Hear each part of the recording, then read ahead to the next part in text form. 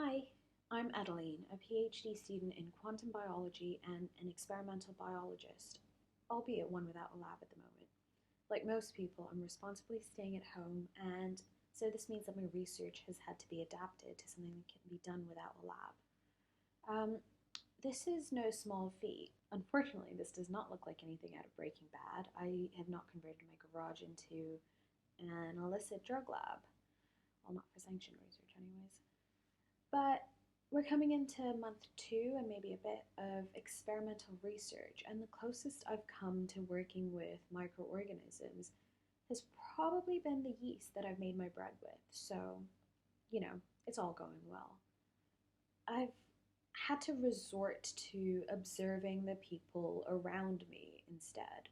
In my family, people outside, obviously from 2 meters away, and on social media, just to see how they're coping with the rise of a pandemic. What I've noticed is that humans seem to indeed be very social animals, and so removing them from these social environments seems to have unexpected effects on their behavioral tendencies. Particularly interesting are the parallels that it seems to draw with the 5 stages of grief. Let's call it the 5 stages of COVID-19 for lack of imagination. You mean the 5 stages of banana bread? Stage 1, denial. This stage is characterized by a distinct lack of alteration to pre-pandemic lifestyles, or non-compliance with the rules of social distancing, isolation, and quarantine. This can also be diagnosed through conversation, notably references to this just being another flu, it only affects the elderly, or simply frequenting social or retail establishments without the right PPE. Promise me, no matter how bored we get, we're not making banana bread. Stage 2, anger.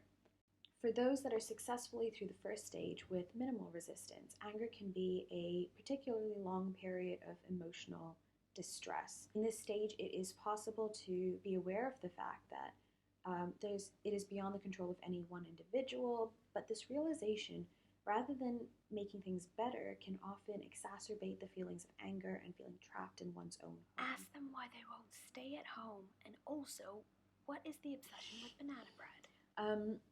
An added frustration can arise from non-compliance by individuals who flout these new It's alright, it tastes fine, but it's not that amazing. They can hear you. Shh. The third stage, bargaining. This stage presents differently depending on the subject, person, but often looks like an early version of acceptance. This can look like easy compliance or looking forward to the end of the pandemic. Making compromises in the hope Just don't listen to her. You've got all this free time now. Make whatever you want. Just please not banana bread. Look, whoever that is, can you please stop talking over me? Find your own video to blabber on about banana bread. I just want to understand the obsession. So where was I? Banana bread? Oh yeah. Stage 4, depression. The fourth stage is arguably the most important in this whole journey, I guess. There's a sense of dejection about the stress, lack of productivity, lack of creativity, just the inevitability of all of it. You know what really doesn't help?